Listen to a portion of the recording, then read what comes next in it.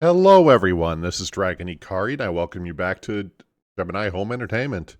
We are continuing on with our progression through this series, as well as our discussion of it.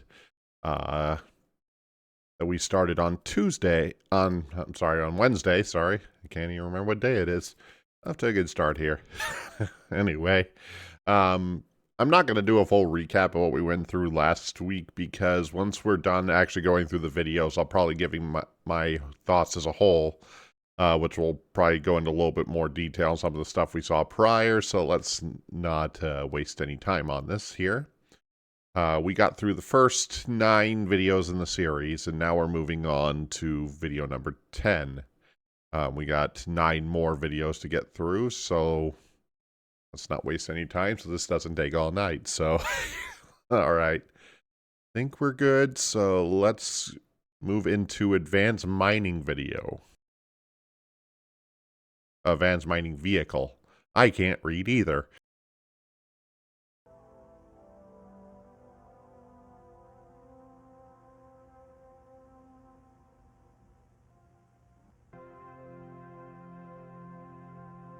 NAB, Northern Alberta Mining and Development.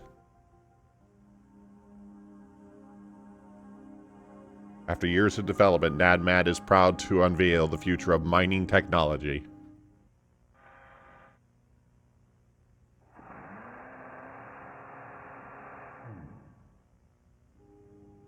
Remote operated compact tunnel vehicle is revolutionizing mining.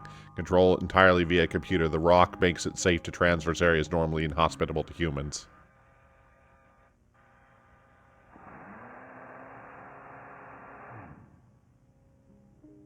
Equipped to 4 treads on the vehicle's body, difficult terrain is no longer an issue. With highly advanced maneuverability, there's no worry if you get caught between a rock and a hard place. Rock uses 2 high-powered hydraulic drills to maneuver quickly and effectively drill through rock and clay.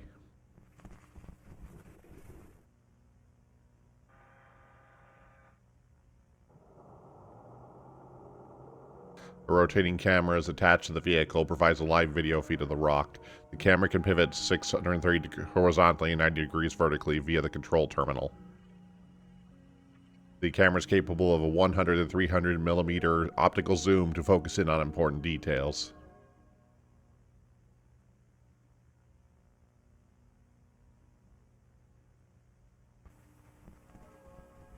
A compact microphone provides live audio of the rock's surroundings. This is especially handy for listening for hazards such as running water or nests. The text at the bottom of the display shows the rock's status and depth.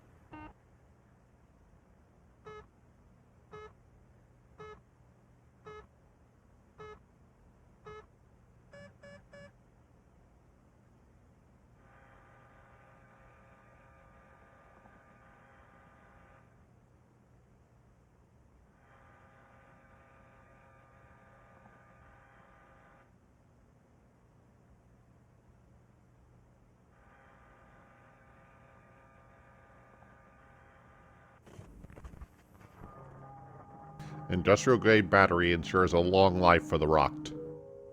A special casing keeps the battery secure and allows for a reboot in the case of the vehicle is compromised.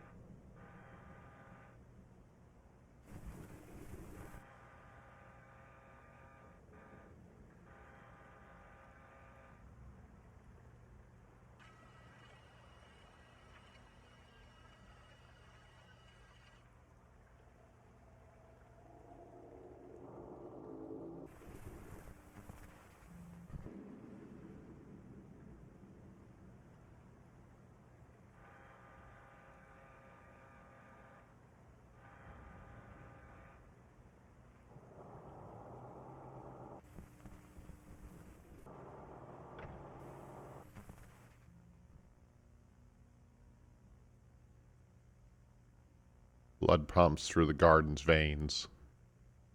The crop matures.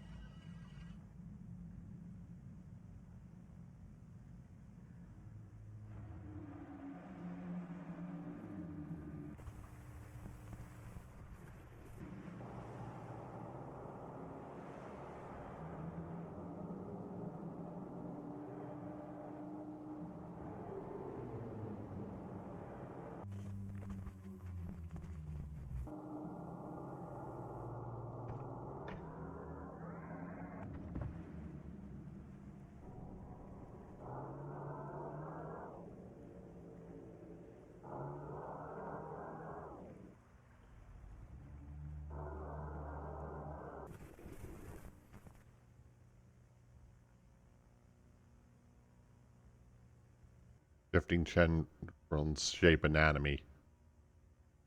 Mutation of the heart.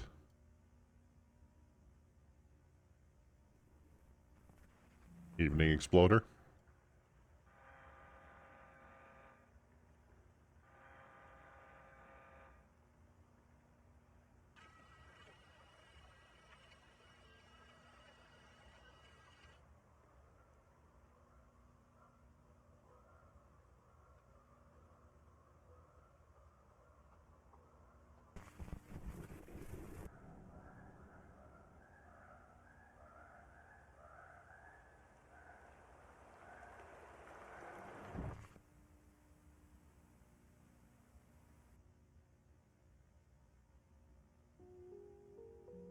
We hope you enjoyed the demonstration of the Remote Operated Compact Tunneler by NADMAD.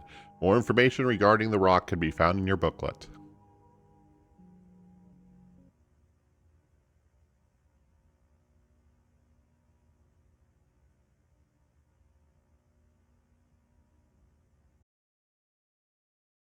Okay, so that was Advanced Mining Vehicle. Now, this video provides a few revelations on some other aspects of these creatures that we've encountered throughout the series so far, and this is our first encounter with the entities referred to as the Gardeners, the underground creatures involved in this whole situation, which is what my plushie that I that I purchased is basically based on. So it starts off pretty straightforwardly. We get introduction to this machine that's supposed to be basically a compact tunneler that can go underground. Looks like a pretty decent distance. We see this depth meter on the right side here, and I don't know what that's supposed to represent. I'm assuming it's probably feet or some other measurement, meters maybe, something like that. Initially, it doesn't seem to like goes very far down, and just kind of explains how the thing works. Mostly probably just to justify the whole episode happening at all, on why any of this would be going on at all.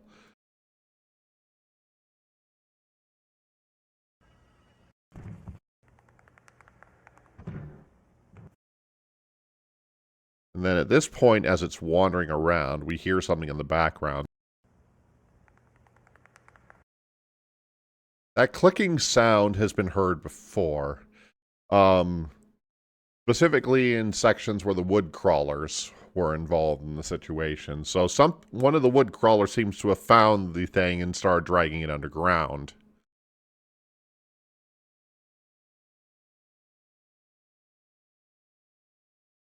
And then as it's scoping around these darker depths, we see a couple of different things here. Specifically, we see these tendrils that are coming out of the ground, which are not, they don't look natural compared to stalactites and other things hanging on the ceiling here.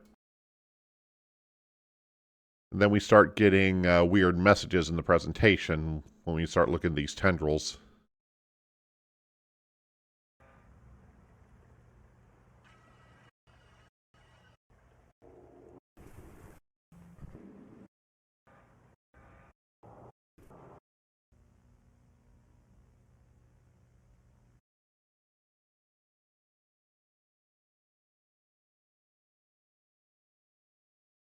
The blood pumps through the garden's veins. The crops mature.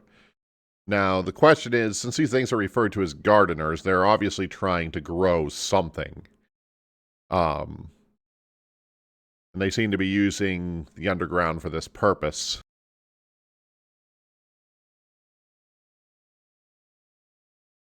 And then as we continue, we get a close encounter with one of these gardeners and actually get the first look we've had on them for quite a while in the series. And just kind of given the scale of their size and what exactly they are.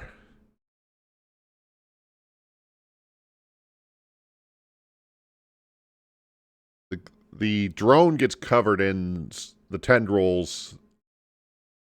Now, we don't know if the tendrils are actually part of the gardeners themselves or if they have some control over them, but either way, the thing gets snagged up in them, it looks like. And then we get a message about shifting tendril shape anatomy, mutation of the heart.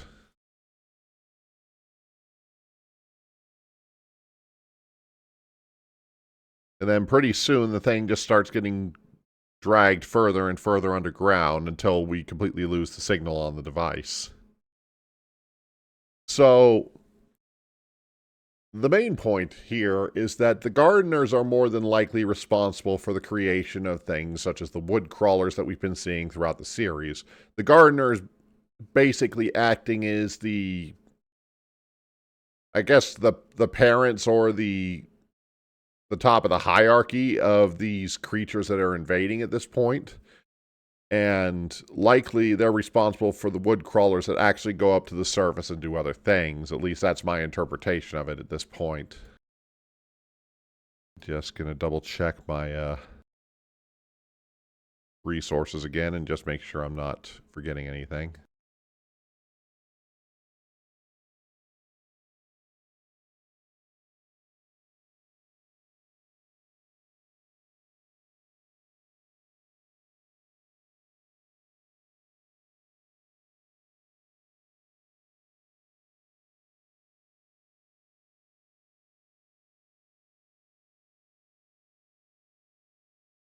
Okay, so one other interpretation of the phrase shifting tendrils may shape anatomy, mutation of the heart, may be talking about the Earth actually itself, that these gardeners are mutating the planet somehow, which would match up with some other stuff we saw in like the solar system video that talked about Neptune and other planets on the outer solar system getting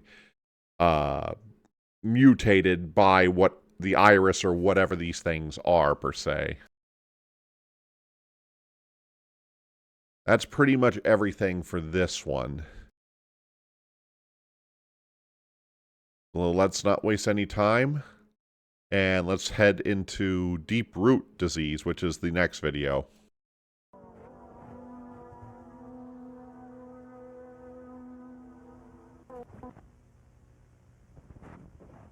Warner Area Department of Health. Deep root disease, an educational film.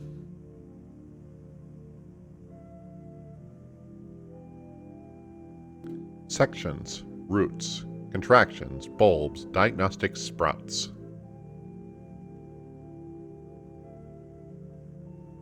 Roots.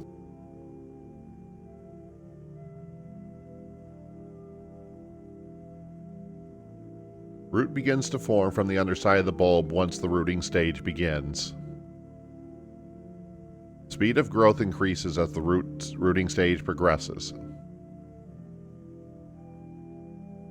The base of the root will swell as growth continues, and the surrounding area will become discolored. The root will continue forming until it comes in contact with a bone. Once contact is made, the roots are able to spread freely.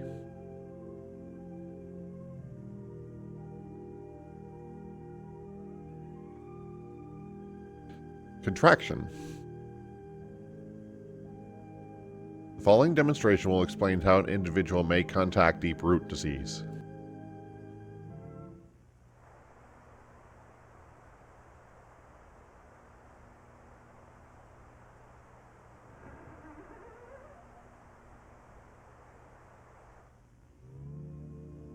Bulbs.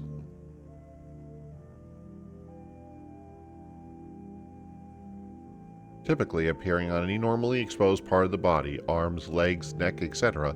Bulbs are the first visible sign of deep root disease. The bulbs can range from 2 centimeters to 10 centimeters across, meaning the growth may be unnoticed for any long period of time. In the first few hours of appearance, the bulbs feel hollow and may be pressed down with ease. Once rooting stage begins, the bulb will become solid, and those affected may experience pain when pressure is applied to the area. The area around it becomes inflamed as the rooting stage progresses, and small sores may appear around the affected area. As the rooting stage reaches climax, these lumps will begin to form more rapidly. Inflammation then abruptly halts as sprouting begins.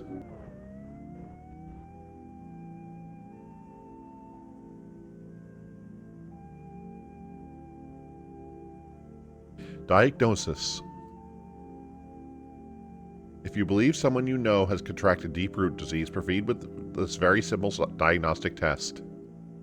Check for a bulb on the exposed skin, for erratic muscle spasms. They're home for unrecognizable smells. Ask, can they recall their mother's name? Have they stopped dreaming? Have they felt new bones?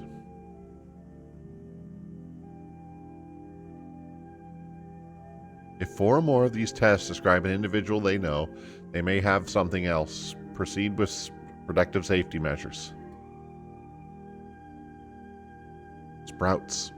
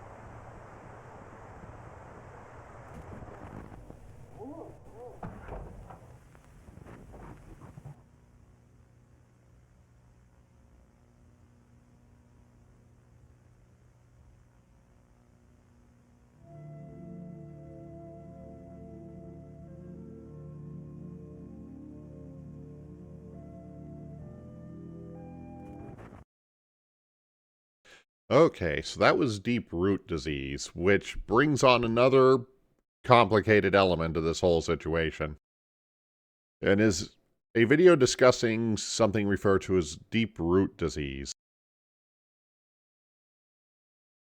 Bear with me here.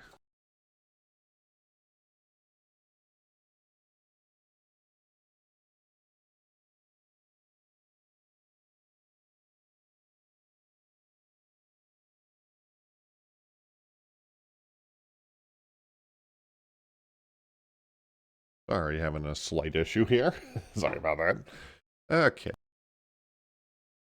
So, just by looking at deep root disease, as far as what we can tell about it, it behaves a lot like very common bulb-based plants that grow in the ground, where they basically, you place the bulb in the ground, they spread their roots outward, and then they sprout up from there. Except these ones seem like they're able to grow inside the skin of people somehow. As they talk about basically the roots spreading to the bones, and once they've attached to the bones, they're able to spread more wildly for some reason. And then when we're asked about how somebody can catch deep root disease, we're taking a shot to this person lying in their bed. At the moment, nothing else seems to happen, but it raises a question of why this is even here.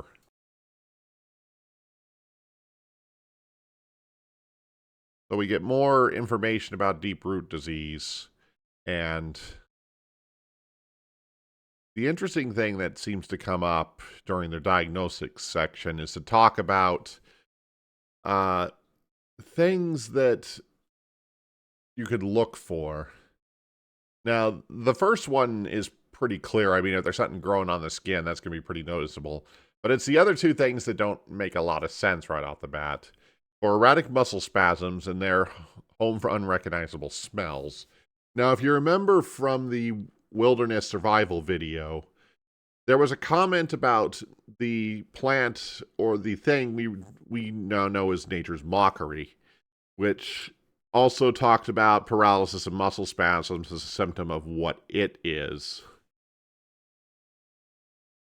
But then on the next slide, when they ask for questions to ask, they ask about some psychological things, such as their mother's name or if they've stopped dreaming.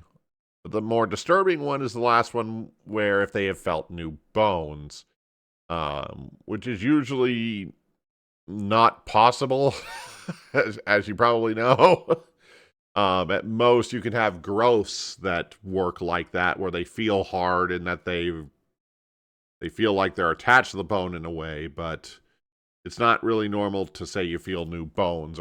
And mostly when those type of growths happen, they usually interfere with things, so that's why they tend to hurt, but they don't generally feel like regular bone, generally speaking. That's my understanding of it anyway. I'm no medical professional, just to be clear.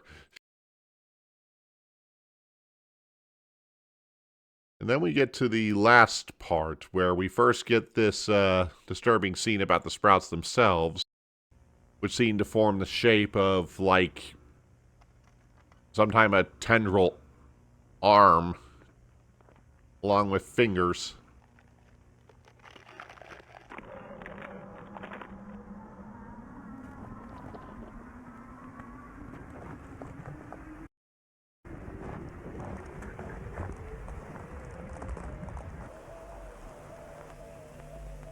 It spreads out like tendrils or like tree branches almost. And then we're taken back to this scene with the guy in the bed. And the guy in the bed gets pulled away somehow. There's some noise in the background, but we can't make out what it is. And then the video basically ends. Now, I expect that this deep root disease is basically what creates what we call nature's mockery, which is that plant-like thing that we saw in earlier videos, like the Lethal Omen video and the wilderness survival I mentioned before. Very likely this nature's mockery isn't actually a plant, or at least it's not in the general sense, as it seems to reproduce by infecting other people and turning it into them. However, this does also indicate that nature's mockery is different from the wood crawlers that we've been seeing that take people over. This seems more just like an infection thing, more so than, a transformation or mind control or anything of that nature. So there's still multiple entities or forces in play here, and how they're connected is not 100% clear, at least not at this point. But they all seem to strive from the effect the iris has had on the Earth, and for whatever reason. Okay, I think we're covered there. So next we'll be moving on to monthly progress report.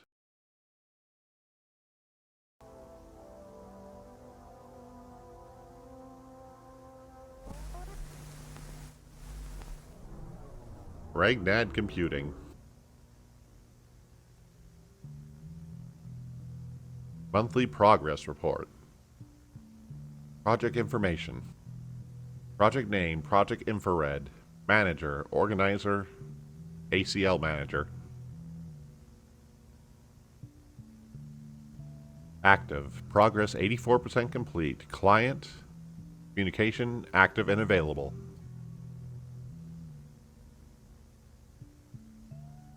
Project description. The study of assisted technological progress with artificial computer learning for the following purposes. To predict and prevent future technological failures. To advance the field of technological discovery, especially computer processing and memory. Computer processing, predictive advancement, failure avoidance, ACL communication.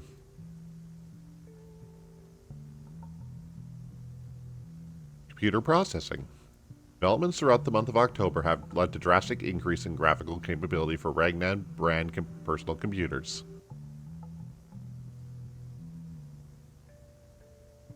The above image displays a video game demonstration to create a showcase for the graphical capabilities possible with recent achievements.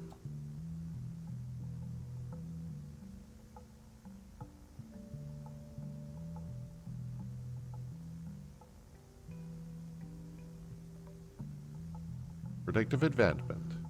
Gradual improvements to the ACL influence has led to the predictive advanced accurate to reach unprecedented heights. A total of 15 simulations have been run during the month of October, with each test giving new insight into unprecedented technological advances. With the help of ACL and our client, we are expected to pass all of our competitors within the year in the field of graphics, RAM, and processing power.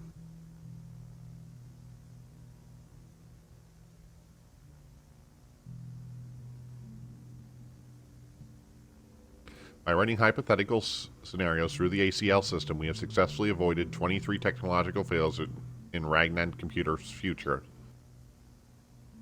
This would not have been possible without the support and wisdom from our client, who has spearheaded our artificial computer learning projects.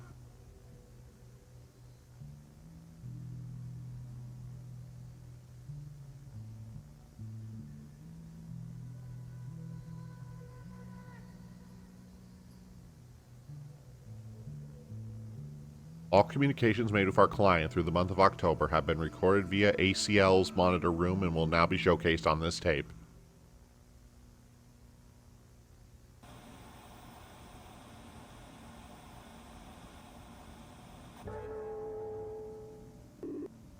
All systems online. Activating transmitter array.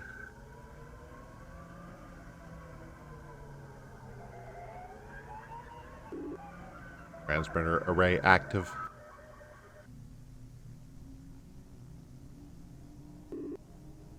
Speaking room online.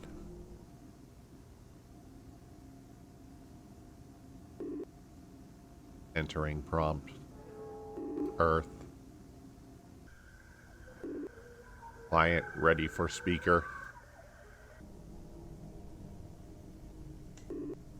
Activating speaker.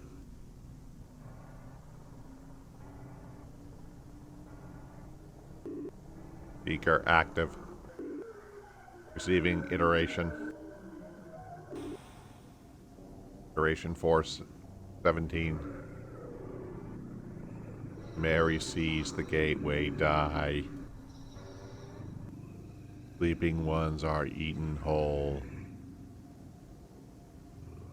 The vessel floats unto the mall. The jaw unhinged. Getting illiterate. Entering prompt. Moonlight. Receiving iteration. Running iteration. New things roam the feeding grounds. The Harbinger guards in vain.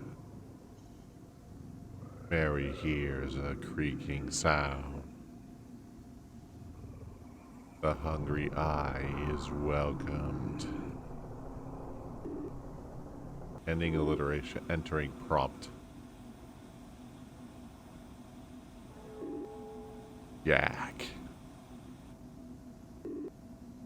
Running iteration 1419. Jack is with us now. Jack is with us now. Jack is with us now. Jack is with us now. Is us now.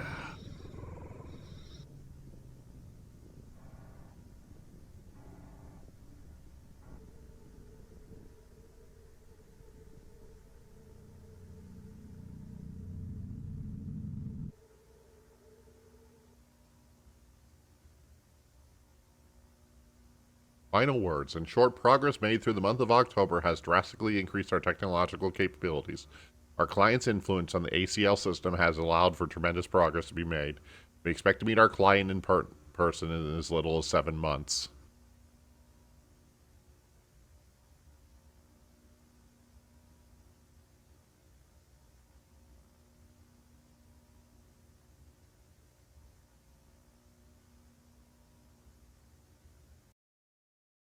Okay, that was monthly progress report, and a bit of a revealing one at that. So this is actually our third video in regards to Ragnat Computing. And they've been a suspicious entity from the moment that they first showed up in the story.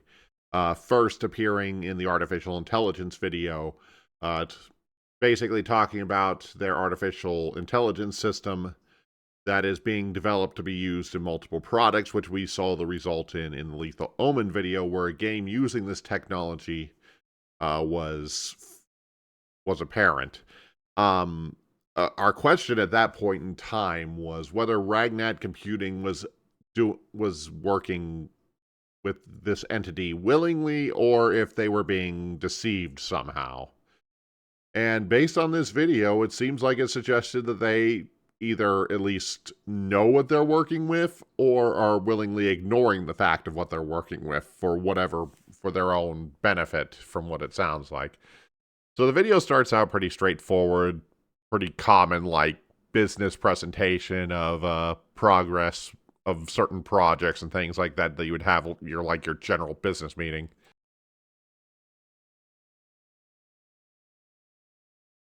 And of course, throughout this process, they keep mentioning a client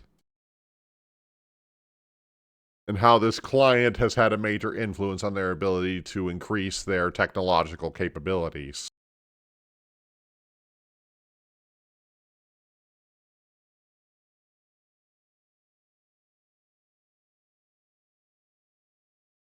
And then we're told we're going to see a video of the communication with this client.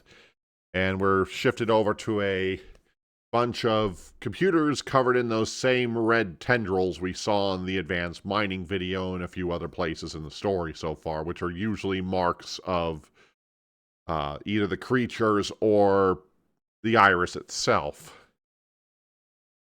And similar to the video, they seem to get alliteration messages using this transmitter array, which is probably connecting them directly to the iris itself and getting messages back directly. And we're given basically 3 messages, each one referencing a certain aspect of the story at this point, starting with the Earth itself.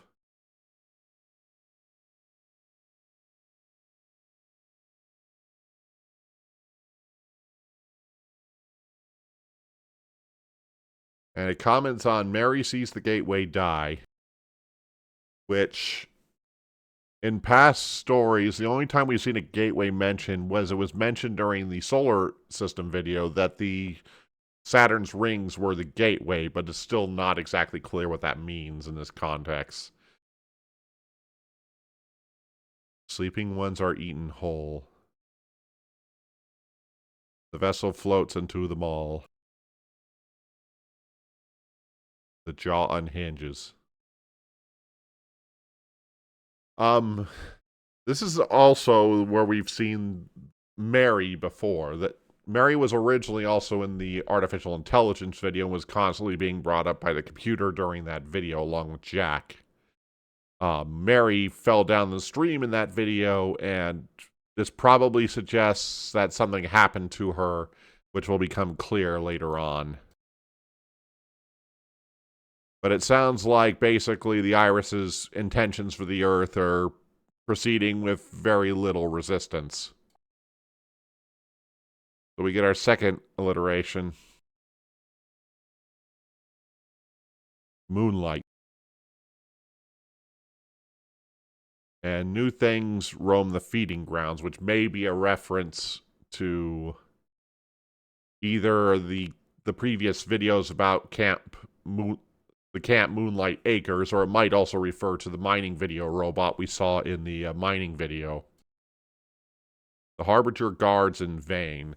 This may be a reference to Harbinger Technologies, which has come up a few times in the storm safety video and also appeared in the sleep image visualizer video. suggesting that Harbinger or the company may be trying to oppose this situation in some way, with both the establishment of the radio system in the storm's safety video that somehow repels the wood crawlers, or they're acting to try to deal with the situation somehow. But clearly it's not working currently. Mary hears a creaking sound. The hungry eye is welcome. The one thing to notice is that on the computer screen in this shot, the line reads differently than it reads at the bottom of the screen. In the green text, it says the hungry eye is welcome. In the screen, it says the hungry eye is coming soon, which suggests that the iris, as we know, is kind of a planetoid that's in the solar system, but it's never been clear on how far away the iris actually is from the Earth. So the iris may have sent the things like the gardeners and the wood crawlers as an initial purpose before it actually reaches the planet itself. Because my guess is that the fact that the Earth has life and the rest of the solar system didn't means that extra steps have to be taken in order for the iris's, whatever its goal or purpose is, to actually function. And then we get the last one about Jack, which Jack Wilder, Jack Dean, has come up multiple times in this series and has been an important connection to all this. Unfortunately, all that's really said here is Jack is with us now, suggesting that he may finally have fallen in the sense. And with that, the video sort of concludes there. Let me check my notes and make sure I'm not forgetting anything. I'm trying to cover as much as I can from my own observations before I check the notes, but there's a lot to keep track of.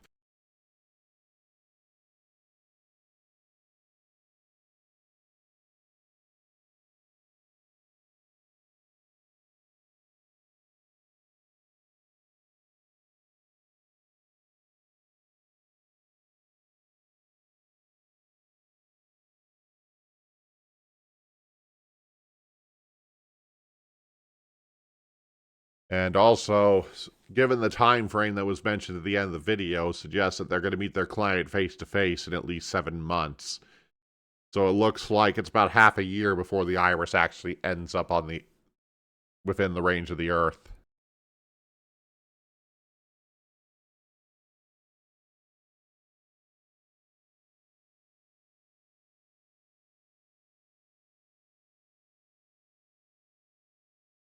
Okay, yep, I think we covered all the main points on that one.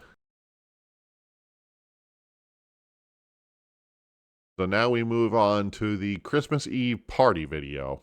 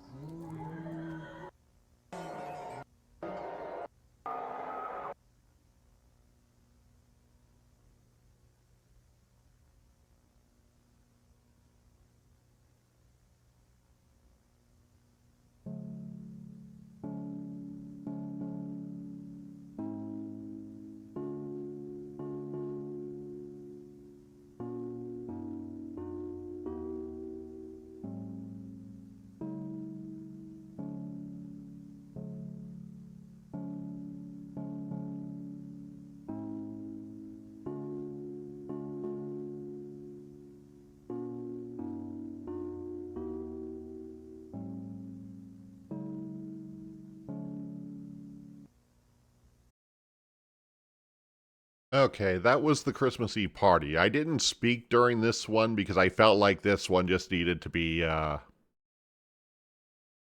absorbed, because this is by far the one of the creepier videos in this series. And it's probably the closest it comes to regular monster movie horror stuff. So let's tackle this one, because there's actually a lot of revelations, even though there isn't a whole lot of text that's put in here. So we determined that this is a Moonlake Acres family camp party in 1985. And there are some, and once again, we see some important names come up here. Specifically, Jack Dean and Mary Dean. As we know, Jack Dean, or how we knew him earlier as Jack Wilder, has been a constant figurehead in this story for quite some time now.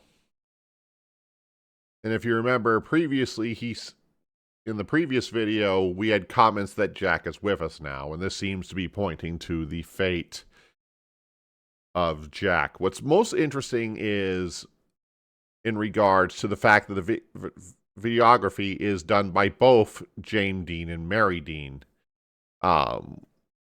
because that explains the dual perspective of this video.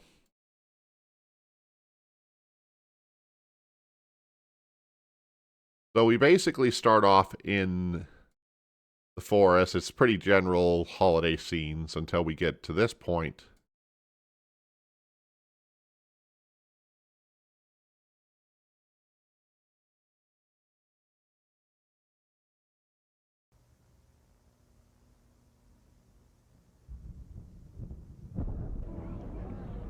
Something shakes the area up and messes with the power. Then we shift to this scene. We begin to hear weird noises.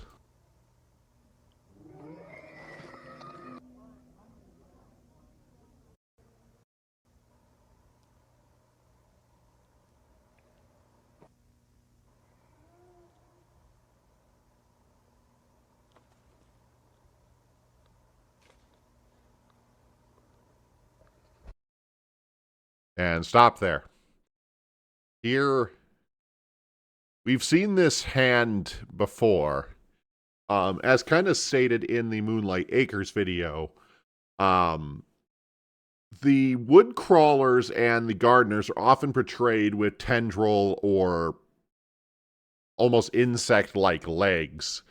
Legs that do not end with fingers or hands or anything like that. Once again, pointing to the idea that the skinwalkers mentioned in the camp video are not the same thing. And that this one falls into the category of one of these skinwalkers, which is very beast-like and feral, even in comparison to the wood crawlers, suggesting there's something else going on with it.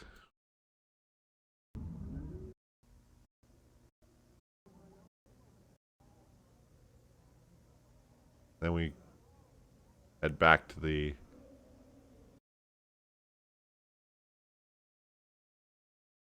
Once again, we see the finger-like appendages here sitting over the house, kind of giving you a scale of how big this thing is.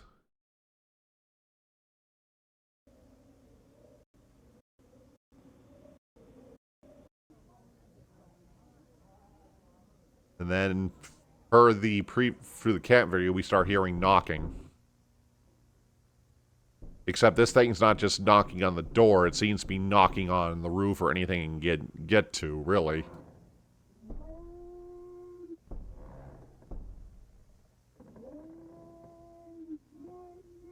And seems to be trying to talk, too, which is even more disturbing.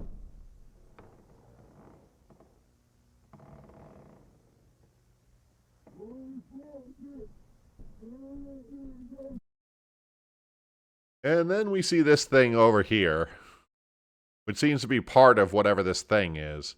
And as you can see, it has almost bulbs and tendrils poking out of the thing, which makes you wonder if the skinwalker is actually the result of the nature's mockery and the deep root disease that we learned about in a couple of videos back. If this is the end result of that type of situation.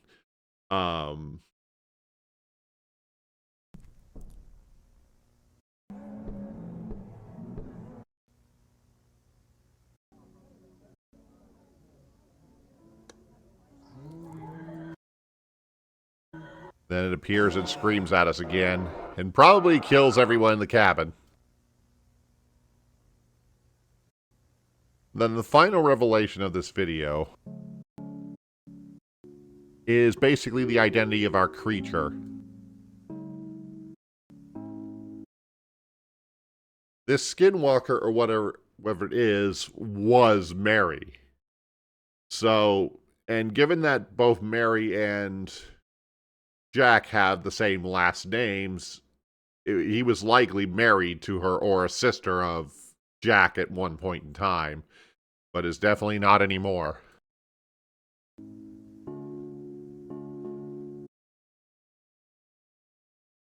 Okay, now to check to make sure I'm not missing anything here. Okay, actually in reference, actually indicates that Jack Dean actually survived this incident along with one other person, but everybody else didn't. Okay. This may be a timeline issue where I'm not following the events in quite the time, but I'll work that out towards the end here.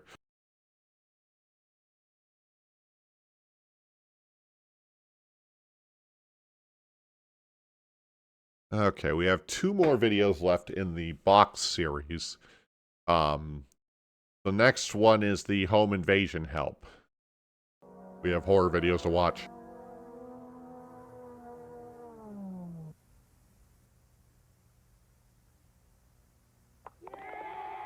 Optical video.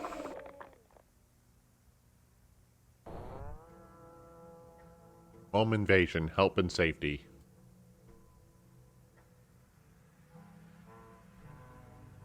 Home invasion can be a daunting and stressful prospect. This videotape is set to ease your stress and prepare you for your home invasion, step by step, should the moment arise. Keep in mind, windows and doors are the most commonly used entrance during home invasion. Ensure these areas are locked may prevent or slow home invaders, allowing for the authorities to be called.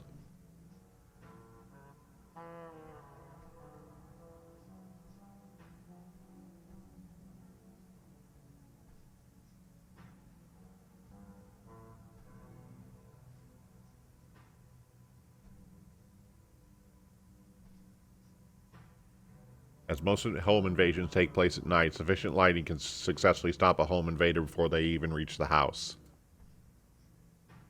The following lists are the most commonly used methods of entry during home invasions.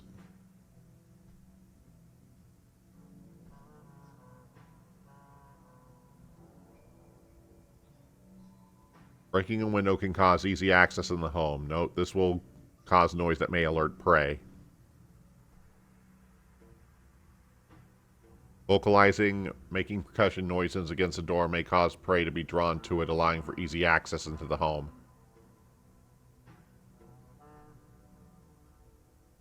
Burrowing underneath the house's foundation can create access into the home from below, allowing easy access between nests.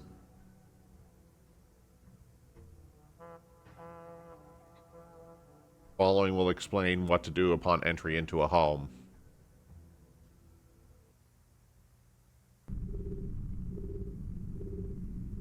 Locate prey. Incapacitate prey. Enter prey through prophysis.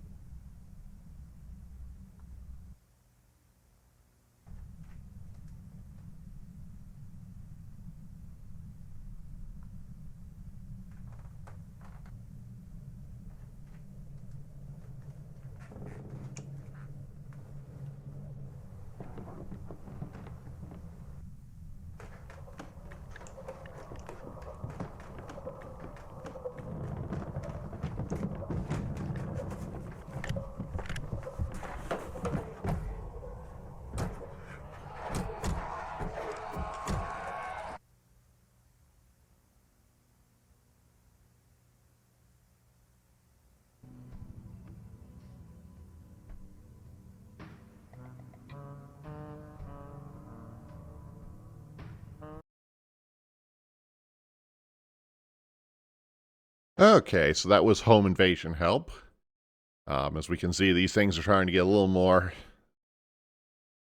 direct as we go along here. So at first we think this is like your standard prepare to protect yourself at a home invasion video, only to quickly discover that, well, this video isn't really about protecting ourselves more than helping invaders do their thing.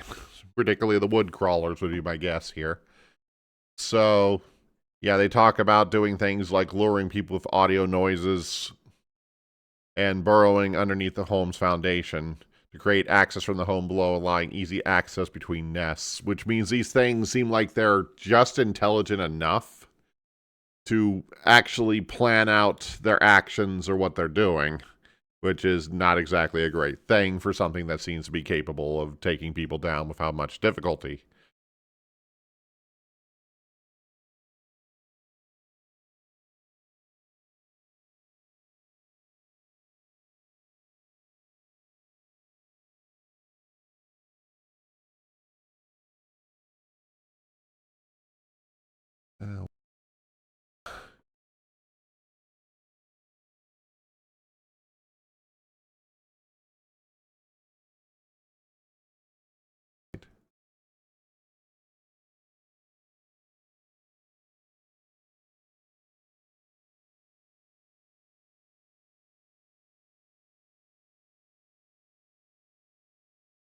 Uh, Proboscis, the nose of the nose of a mammal. Okay. I don't think I need any further description of what's happening here then. And then it cuts to a video of somebody entering a house.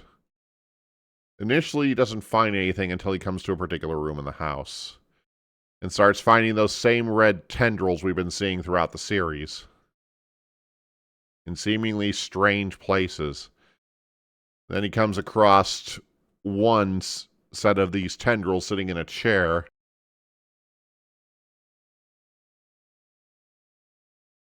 That actually has a human-like shape to it.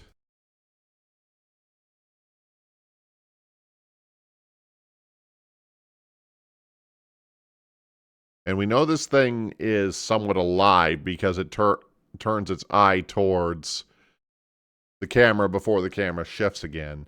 This is likely the end result of the deep root disease we mentioned before, which is likely caused by the wood crawlers initially in some way and then spreads more So it seems like the chain goes like this from what we can tell at the moment. So the irises sends down the gardeners. The gardeners form the wood crawlers underground. The wood crawlers come up to the surface and infect humans with the initial deep root disease, which turns people into the nature's mockery, which then spreads it further. So it's kind of a combination of actions that are basically overwhelming the populace.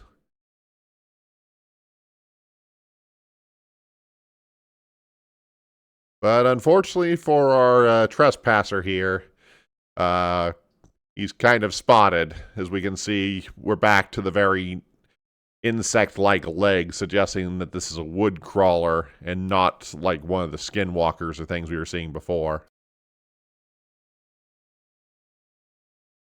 And the guy basically gets pinned down and killed for his troubles, so, yeah, not a great situation.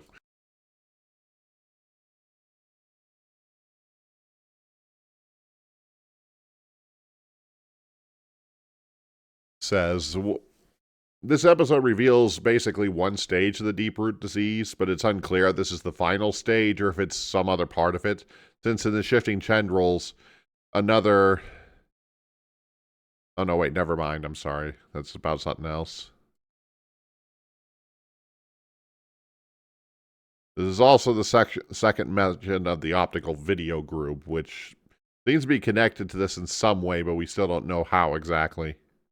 And it looks like one other comment here I'm seeing here is that the house the cameraman is exploring is decorated similar to how the gameplay demonstration games for kids was, suggesting that it takes place around the same time or in the same location. Okay. I'm going to go ahead and take a short break here before we move on to the rest of the videos here. Wearing my voice out, don't want to wear it out completely before we're done here, so we'll be right back. All right, we are back. So let's move on to the last of what's considered the video box videos, which is the Crusader Probe mission.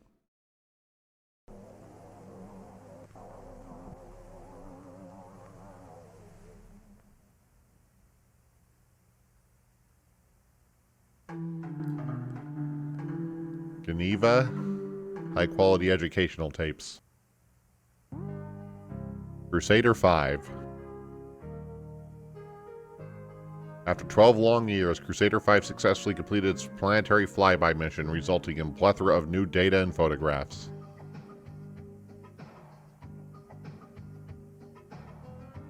During its mission, the Crusader photographed Jupiter, Saturn, and Neptune.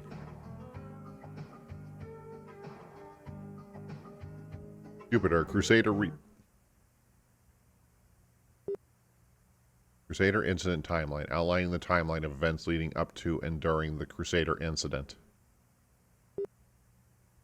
June 1982, Crusader approaches Jupiter.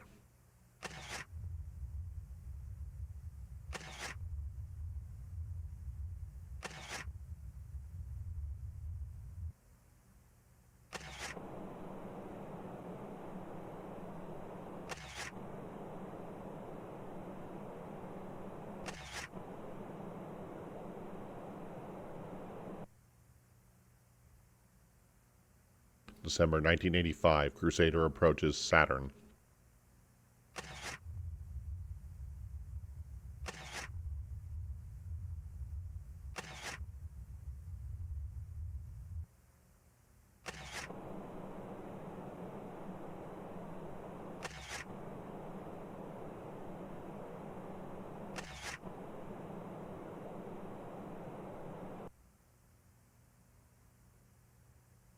September 1991, Crusader approaches Neptune.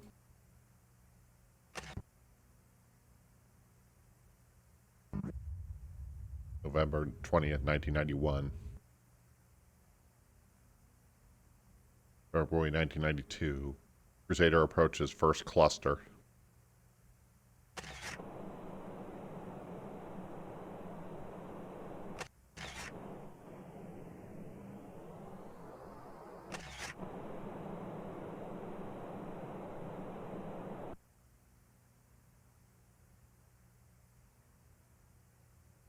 December 1992, Crusader approaches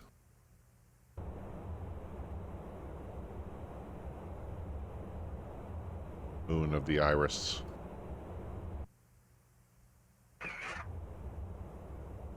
Imbulic, moon of the Sirius.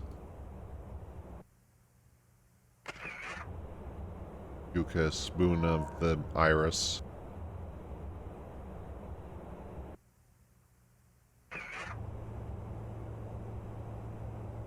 Macula, moon of the Iris.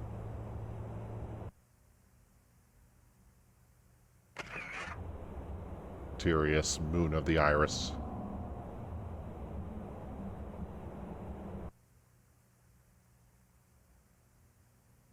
January 1993, Crusader experienced sudden gravitational pull.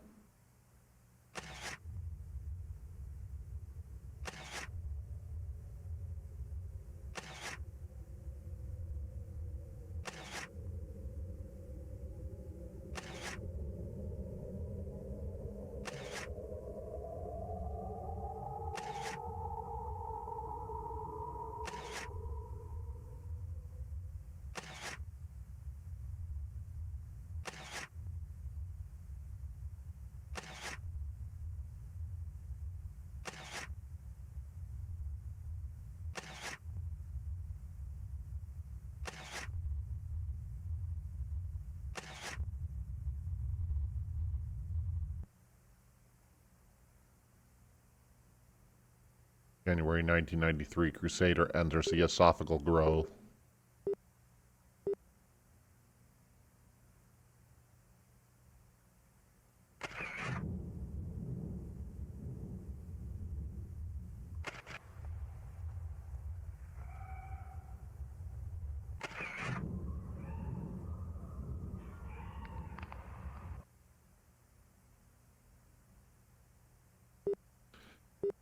January 1993, Crusader enters the respiratory spinal complex.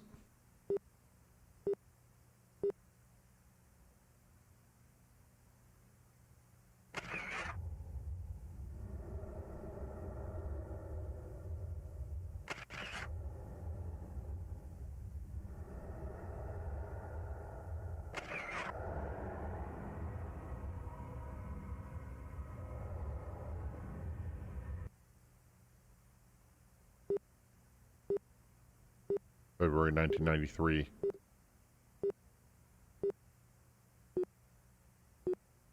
Crusader approaches conscious mind.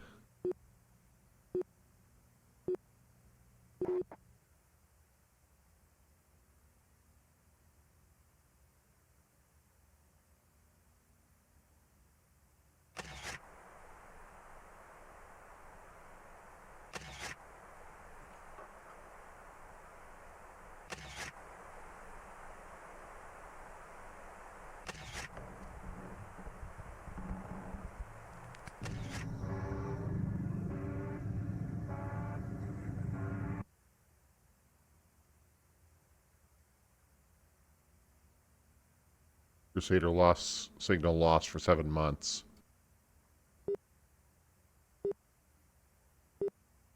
May 1994. Crusader approaches Earth.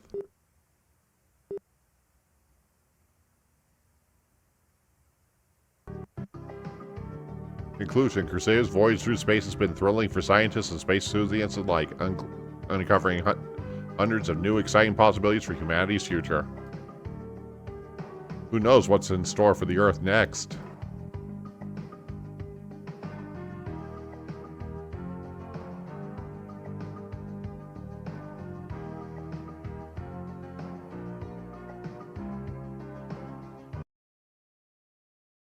Well, that was a thing, wasn't it?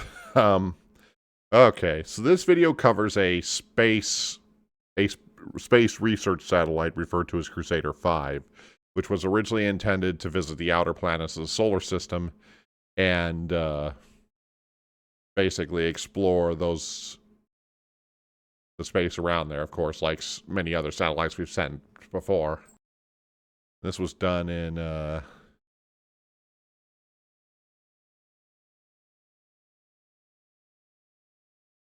1982 in this timeline.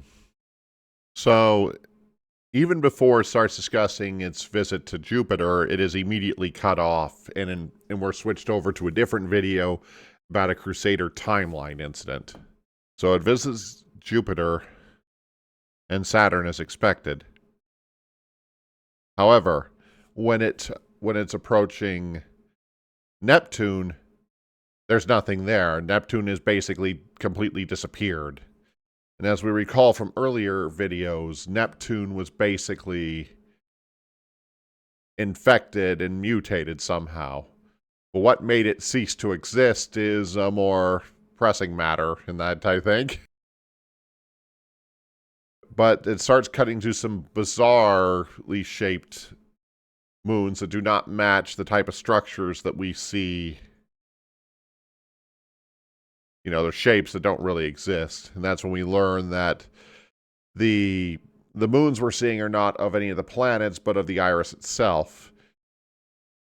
And then the iris starts pulling the Challenger, the Crusader, into itself. And we kind of get the revelation that despite being a large planetoid, the thing actually appears to be alive. And we see a series of pod-like structures, which is probably responsible for the existence of many of the creatures that we've seen throughout the series. The Crusader continues to be pulled into various aspects of the iris, and then it starts reaching. It says in February 1993, the Crusader approaches the conscious mind, and that's when the signal gets cut off from the satellite. But then we start getting some weird images. We have somebody in their bed with what looks like another one, somebody like those tendril humanoids we saw in the home invasion video, and seems to attack this individual and basically corrupt them. And then we get some sort of, looks like a tower or a silo of some kind here. And then we get informed that in May of 1994, the Crusader is reapproaching Earth again, which of course means one of two things. Either the Iris ejected the Crusader out of it and it's going back to Earth for some reason, or the Iris is dragging it back with it. Which may mean that we've accidentally given the Iris a means to come to the Earth itself. And that's more or less where the video ends. Okay, just double checking the notes here. I guess one other thing to note is we've noticed the introduction at the beginning has become more and more distorted as we're going along here. As if it was either rushed in editing or corrupted after the fact.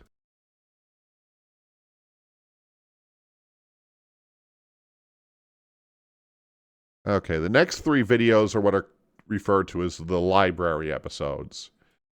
These ones I don't know as much about, as I've only watched them like once or twice because they're the newest videos on the channel. So I'll probably be relying a little bit more on my notes for these ones, but we'll go ahead and cover them. Starting with the video Wretched Hands.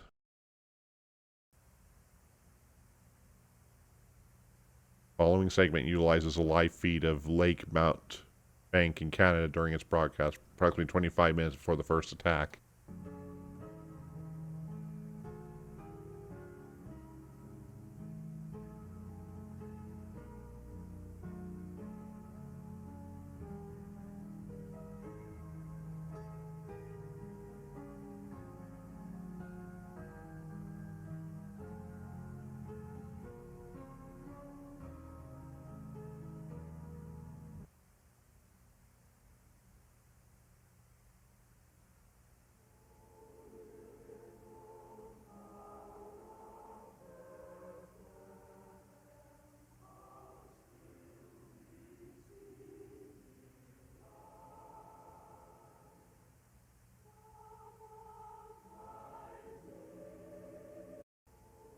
Sorry, I'm going to try to read this now. May 13, 1946. Curtis, come down to the camp this weekend.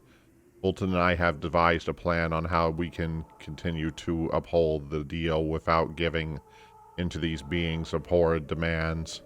Richards has been seen a bear lurking near the boys' camp. We'll go out and shoot it. If the statue wants a sacrifice, it will have to settle for this. I will be a pawn no longer. Curtis, I tell you this with complete certainty. If I could do it over again, I would never have made that deal. Glenn Arthur.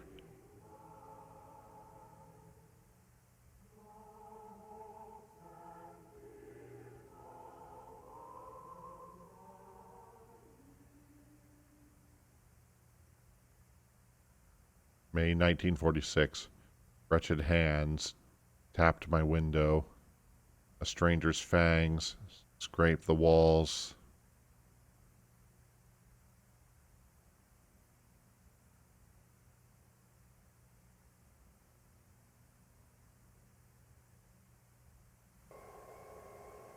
Right thigh.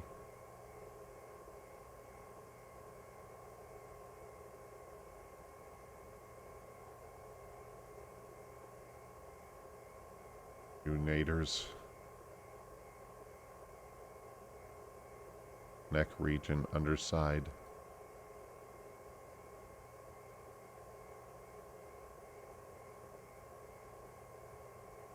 Lloyd Michaels.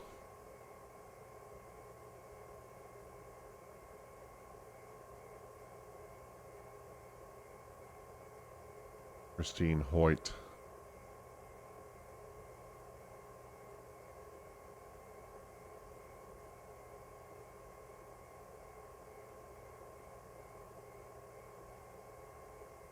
Darcy Ogden.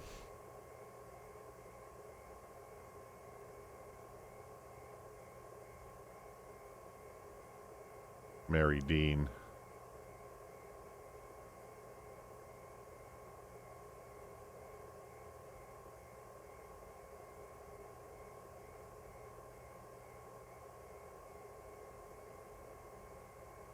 Glenn Arthur.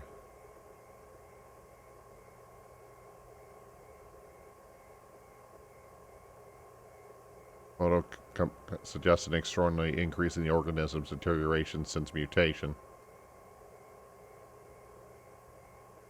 Organism has all since lost resemblance to a bear.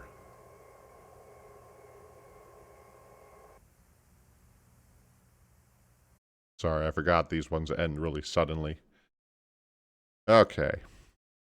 Okay, so this one basically begins with a report of a sighting of a creature in Canada during a broadcast. And then we get a note from 1946 by a Glenn Arthur, which was another name we've seen before. Basically, they were among the people at Moonlight Acres that agreed to the well-dressed men mentioned in the Moonlight Acres the camp video, that they made some deal to make the men go away, and they no longer want to do it, so they're bringing a bear, shooting it and offering it up instead of other members of the camp. They seem confident, but something goes wrong. We get a statement about wretched hands tapping my window, strangers' fangs scrape the walls, indicating that whatever they did went terribly wrong. Then we get a cut of this creature, and it's revealed that this creature seems to have either killed and absorbed or done something to basically fuse other people to it. And the most important name we have here is, of course, Mary Dean, whose final fate is finally understood and why it appeared in the way it did during the Christmas special. Including Glenn Arthur himself.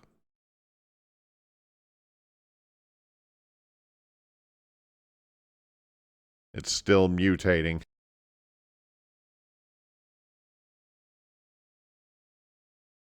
Another comment is Ben Bunader did the photography at the 1985 Christmas party, so she was likely killed then. Lloyd Michael shares the same name with Truden Matthews, the head of Camp Satisfaction, who is a vessel for the wood crawlers.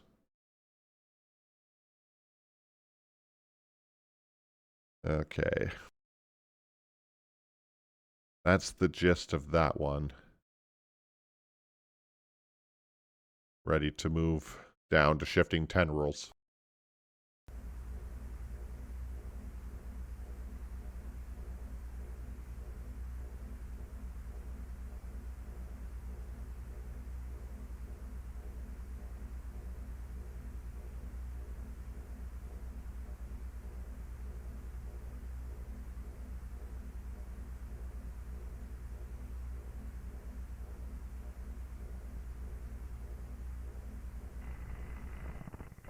Sleep image visualizer, Barry Johnson.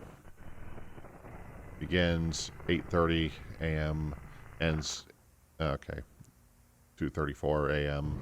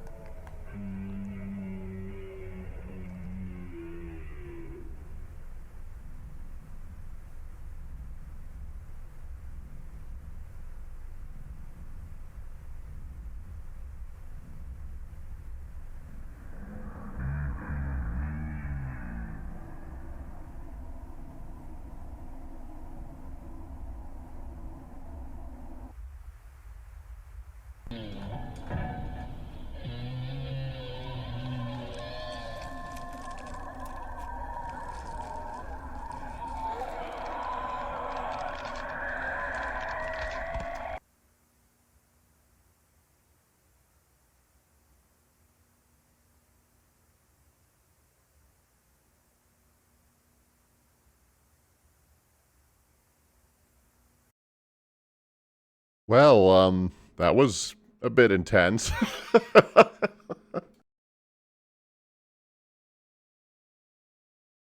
Okay, so there's a lot to say about this one, I think.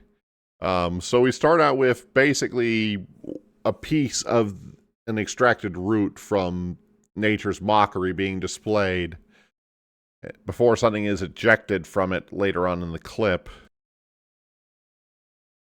What that thing isn't really clear. It looks like some type of black gunk or something like that, but the video is a bit too distorted.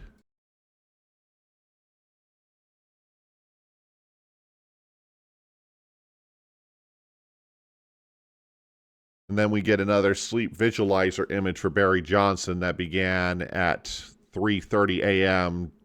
July 10th and ended 3:34 the same night, which just has a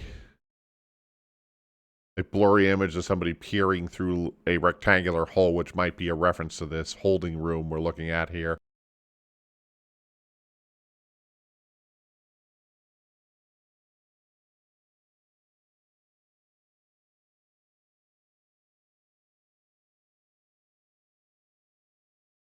So it looks like there was a holding room design created to quarantine somebody infected with the deep root disease. And the diagram is and the holding room looks fairly similar with the basically that aluminum hemisphere in the middle. Barry Johnson apparently got infected by deep root at one point and was being held in quarantine.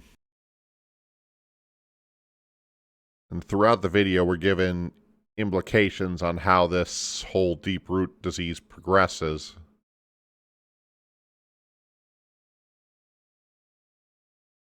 Into not good things, obviously. And then afterwards, they go into the quarantine and see that Barry is more or less a bit of a husk.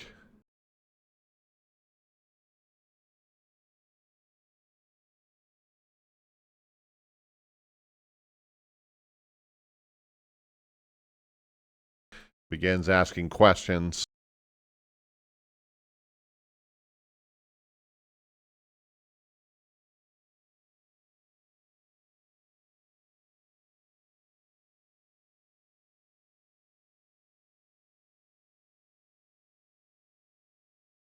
And then it seems like at the end, something is bursting out of him, which is probably the final stage of the deep root disease, where they become that other thing we were seeing.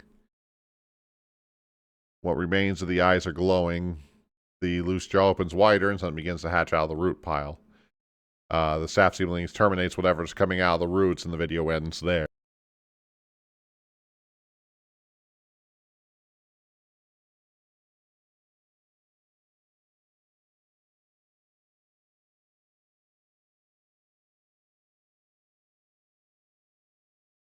And I think that's the gist of that one.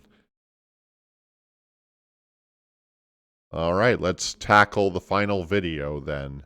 That's currently available right now, Old Bones. The new Chromebook Plus has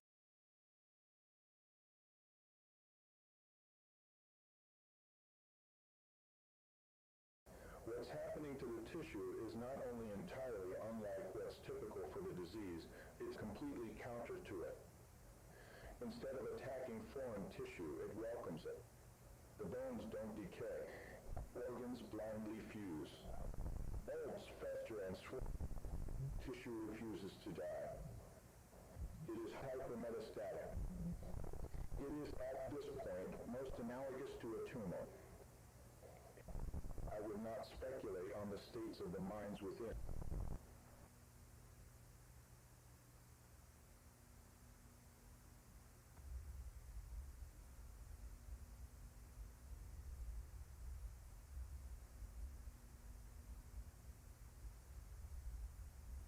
I have seen a vision.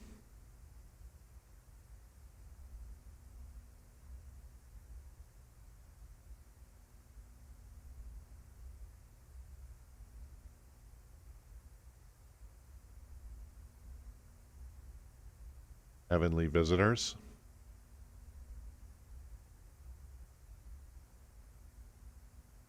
Angels visit me while I sleep.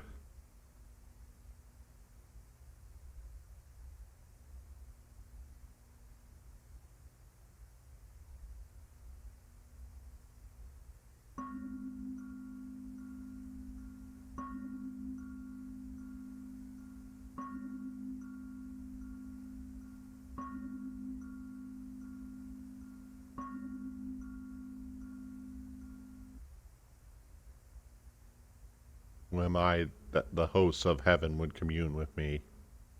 The unconscious mind is a door, and I hold the key. O dream speakers, name yourselves.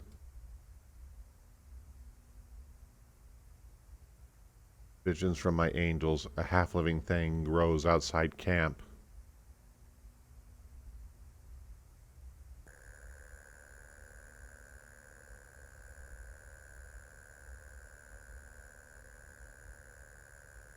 That's probably the nature's monk. A statue carved in their likeness, arms reaching out like a child.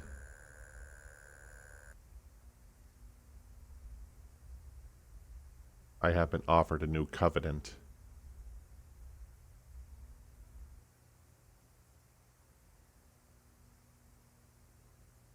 Deal is sealed.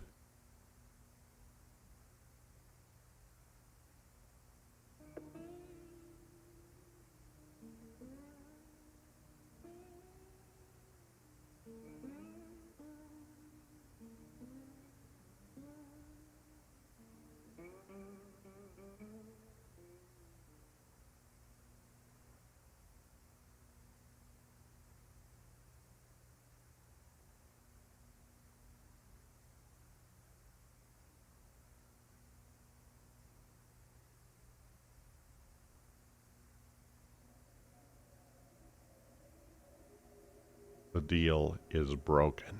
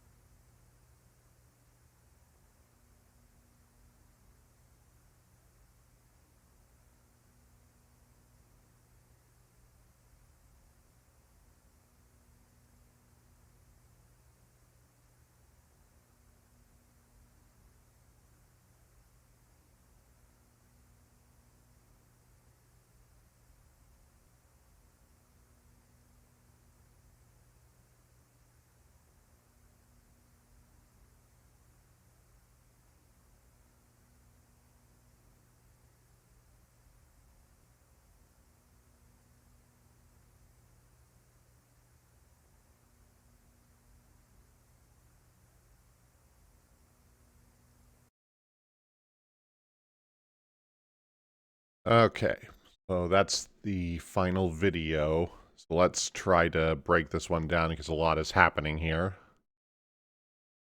So first we get a discussion about a different form of deep root disease, which seems to be going back to this other entity I was originally calling the skin crawler, but the skin crawlers are apparently just another name for the wood crawlers. This other thing we keep seeing that involves Mary Dean and things like that is referred to as the Wretched, which was the situation based on the last few videos we've seen was basically a bear that they tried to sacrifice to the nature's mockery instead of the people they've been sacrificing.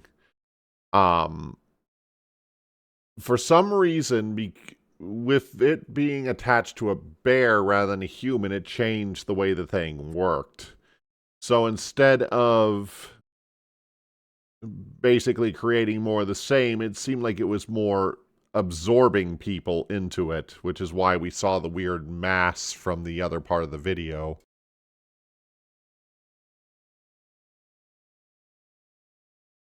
So the assimilated tissue is extremely difficult to kill and is comparable to a tumor.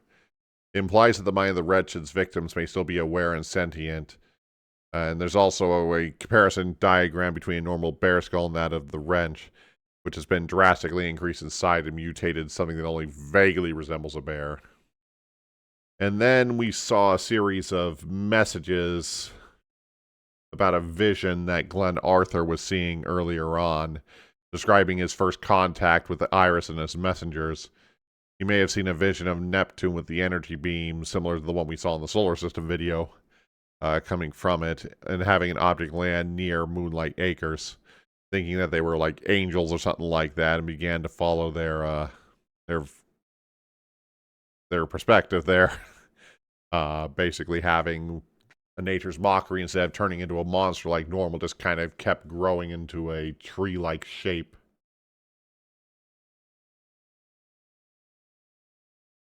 Says, sounds like this covenant was offered in 1931. It was sealed in 1941. And then the convent was broken in 1946 when they tried to pull the bear situation.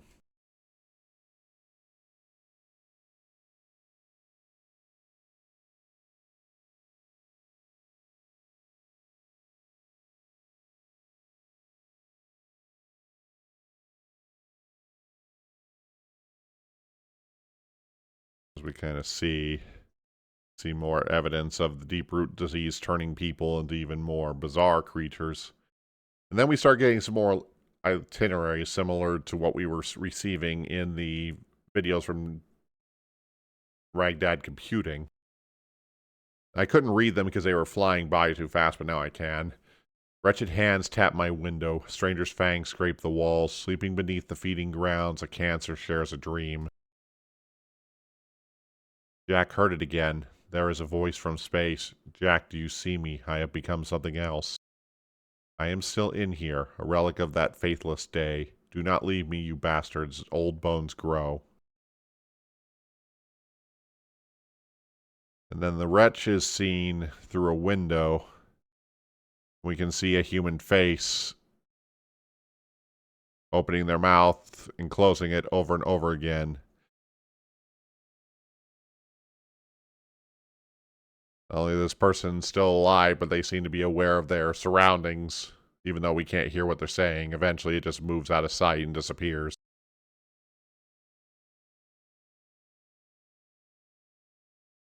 Okay, so that is the end of the series up to this point. I don't think the series is actually over, but it's been quite a while. Any new videos have been put out by it. So let's talk about the overall situation here. Let me get back to the full playlist, so this will be easier to navigate through. Okay, so for this final discussion, let's go ahead and first kind of clear up some things to make sure that we're all on the same page before I give my full thoughts on it. First of all, we need to discuss some of the main components of the story, particularly the various monsters we've seen. I'm going to rely on some notes to help me on that. First, let's look at the situation with the iris itself.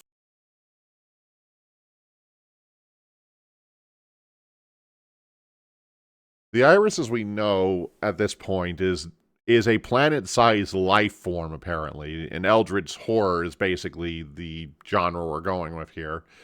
That seems to be capable of producing these creatures, such as the wood crawlers, the gardeners, and so on, that is basically responsible for all the creatures that we've seen. The notes say, except maybe the well-dressed man that was mentioned earlier on. We see it use Neptune to help it transfer its inhabitants in the solar system video, and has been using them to mutate Earth. What it plans to do at the end of that is still not entirely clear. It seems to be a center of a hive mind, which can assimilate other beings to obey it.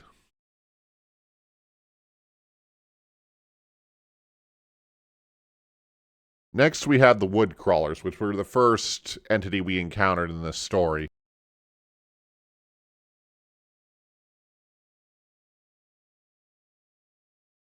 Let me get back to what I was trying to get to. So many ads. The wood crawlers are the one thing we never see the full shape of, more or less. We only usually see their legs or their silhouettes, like in the World Weirdest Animals or the Home Invasion videos.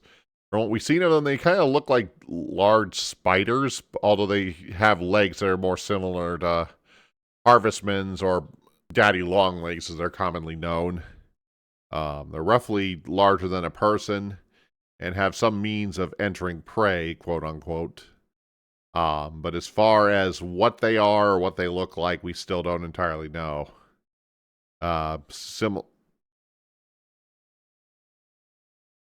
seem to be created specifically for the purpose of attacking humans specifically.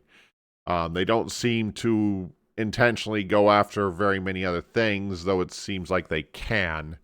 But they generally seem like they choose not to.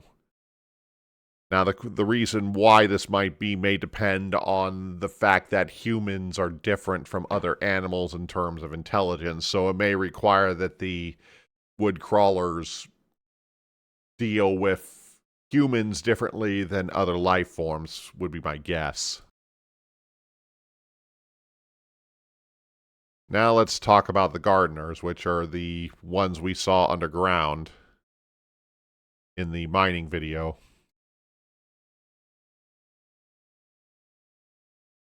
So the gardeners we've seen mostly physically speaking, they're usually like an octopus-like creature with a shorter head and a single glowing eye. They've been observed in the camp information video and the mining video. And it seems like, okay. They dwell beneath the Earth's surface in an area known as the Gardens. It can be anywhere between 40 to 1,100 feet under the surface. Gardeners are mutating the Earth from the inside by taking care of the spores found in the iris, which seem to birth the aliens. They wrap up intruders in the spores and hang around in order to detain them and possibly have them killed by the freshly birthed aliens. Let's see here. There's been one gardener spotted close to Moonlight Acres camp where it's been asking to enter the cabins. Those who answer are greeted by a lone gardener and some skinwalkers who take them and make them into vessels. So it seems like, for the most part, most of the gardeners stay underground, but they will apparently occasionally appear, but they aren't the attackers. They just basically are the maintenance crew of the aliens, it seems like.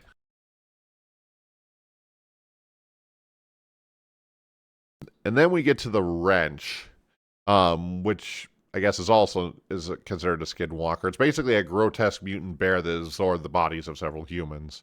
The wretch has barely been seen, with only silhouettes of its legs and hands with a tiny bit of its head. From what is seen, it has a skeletal thin legs with human-like hands on them. Its head is long and slim, similar to that to a canine skull. The most we see of it is in the Christmas Eve party. It seems to be disfigured in a lot of ways. Upon completing its transformation, it's become a creature of large proportions, much larger than anything else, even on the planet as a whole. Its legs have become long and deformed, and the creature seems to possess a weird color and has pores, which a lot of the roots from the great deep root disease come out.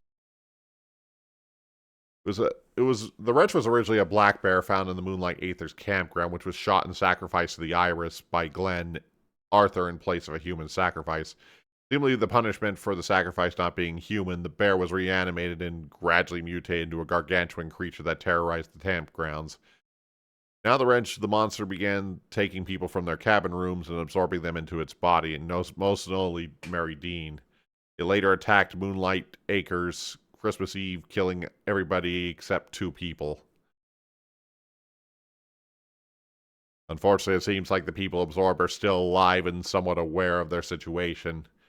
Though we first saw this mutated bear in the wilderness survival video, what was originally thought is that the wood crawlers could also possess other animals, but it appears that's probably not the case. The iris seems to be targeting humans specifically, and all other life is just kind of just supposed, whether it's because the iris has no use for other animals or if there's some other reason to attack humans specifically, it seems like infecting other things is not part of their intention. And now we gotta talk about Nature's Mockery, which has been a present throughout the series. Nature's Mockery just seems to be a late stage of the deep root disease that we mentioned before, and continues sprouting after that stage, eventually having something emerge from the flora, though we don't know what that thing is yet. Side effect of coming in contact with it includes hallucinations, muscle paralysis, body disfigurement, flesh decay, etc. Victims that are still alive as the process happens are only able repeat a few sentences said to them, similar to the wrench. In Shifting Tendrils, it's revealed that one of the last stages of deep root disease is the roots grow into a nature's mockery, showing Barry Johnson's infection. After enough time, nature's mockery seems to hatch into something, but we don't know what it is still. So the tendril thing we were seeing in like the home invasion videos actually sounds like it's an earlier stage of it. And then eventually you become one of these plant things that turn into something else. Unlike other things, it doesn't seem like it kills anything it encounters. Then we have the root, which are small parasites from the iris that will infect organism, and that's what causes the deep root disease. So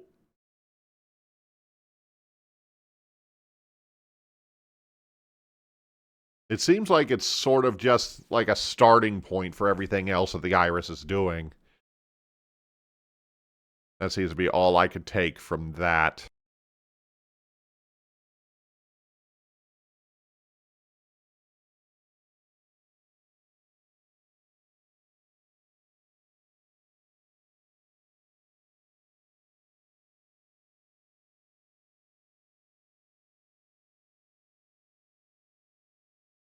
And last we have the fake people from the first video and the wilderness survival video, which are just basically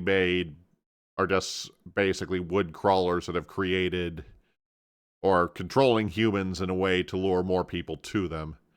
But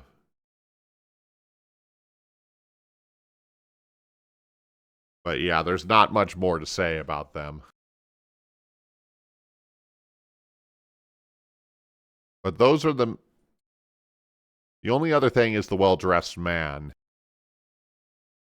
which they generally appear as mannequins in Lethal Omen, or as a regular human male spotted wearing black suits, ties, etc. According to Glenn Arthur's journal, they look like malformed humans with business outfits, having their eyes separated from the base of their face. Likely just early fake people created by the iris in order to accomplish whatever it is they needed to do.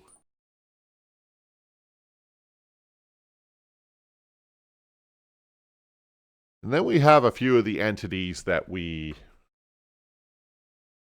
have encountered throughout the series, such as Harbinger Technologies, which seems to be trying to work against the current threat that these things are creating, though how successful they've been is not entirely clear.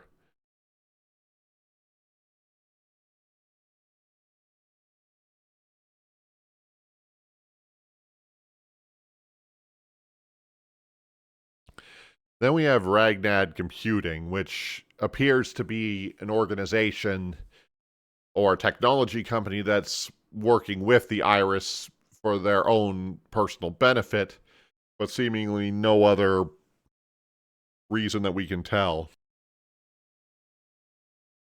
Most of the characters in the story are just exist to basically create a timeline for events that happen. But there's one person who stood out throughout the entire series, and that would be Jack Dean himself. Unfortunately, as far as we know, Jack has been taken by the Iris at some point during the process, but how or why or when is still quite unclear. So let's go ahead and establish kind of a quick timeline of events here.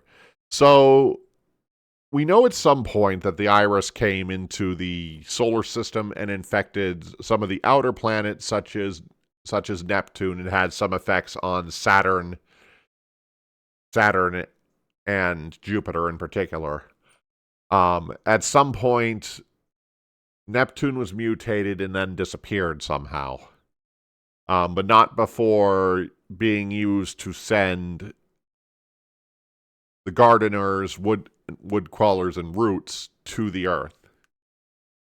And then sometime around the 1930s, we're assuming this takes place all around the 1930s or so, when a a bunch of entities appear near Moonlight Acres camp.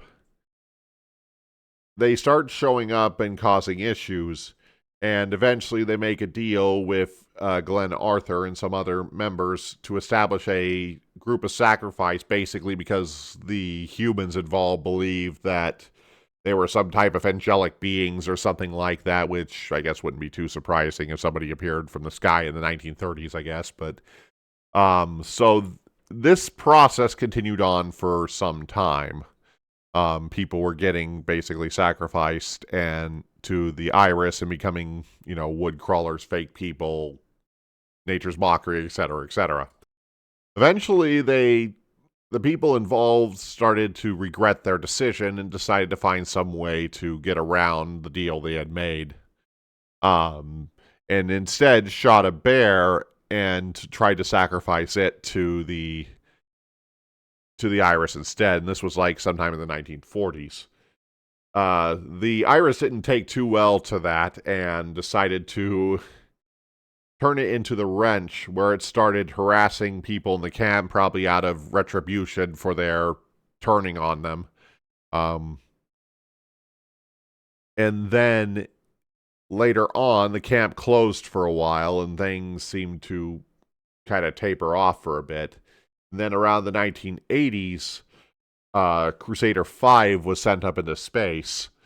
And around the same time, and that took several years through that process. And through that time, the iris established its communication through Ragnad Computing, who's, I don't know how they were helping with their advancements in technology, but the iris was providing them with something, apparently, to get them to agree to work with them. It also gave the iris direct access through its AI and other programs to begin acting on human technology on top of while the wood crawlers were dealing with the biological stuff. At the same time, it seems like Harbridge Technologies and other organizations started picking up on some of the things that were going on, but no public attempt to address this situation publicly seems to be taking place, nor is it clear if any governments or anything are even aware of what's going on at all. Meaning most people are mostly in the dark about the situation, and many of these people that are taken by the wood crawlers and things like that seem to not be causing enough of a ruckus, which probably means it's not going very quickly. It's probably taking a lot of time, since it's taking multiple decades to get to this point. At a certain point, the camp starts opening up again, and we start having other problems popping up. Strange videos that have been modified to get people to do things they shouldn't really be doing, such as the Games for Kids video, and the various other videos giving strange instructions. Now, whether this is being caused by the influence of the iris itself or something that's involving the fake people, it's hard to say for sure. And then in the 90s, apparently what we have at this point is it has been detected that Cruiser 5 is returning to Earth. And the Ragnad video that we watched, the very last one that included them, mentioned that they would be meeting their client in the next 7 months or so. So as it stands, the iris is on its way to Earth, and whatever it plans to do when it gets there doesn't fit well for this alternate reality. Okay, so I think that's the story of Gemini Home Entertainment, as far as my perspective on it, as well as the perspective of the various notes and sources I pulled up looking at all this. So I'm going to go ahead and give my final thoughts on the thing itself. To me, it's really hard to say for sure for me.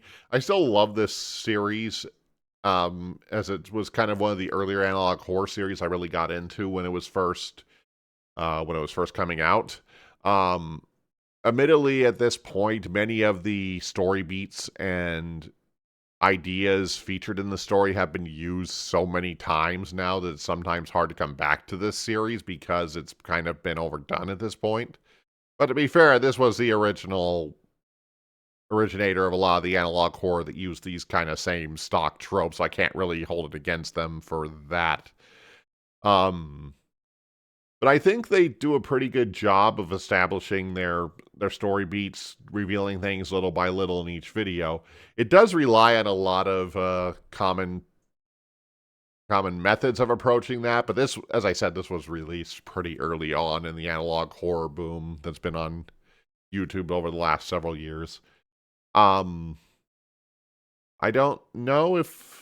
I think they're continuing. It was last updated in June of this year, so it's been about 6 months or so since the last time they updated this playlist, so maybe we'll get a few more entries, maybe we won't. But either way, I did enjoy this, and I hope you guys enjoyed this little bit of a different stream approach that I decided to take this week.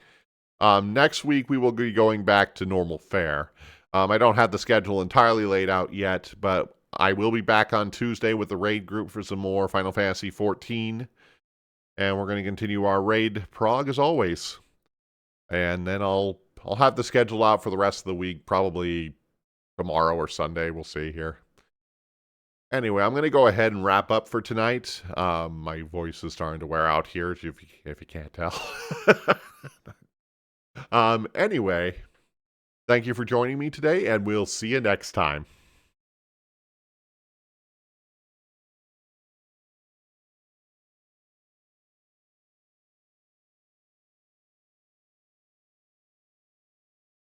What?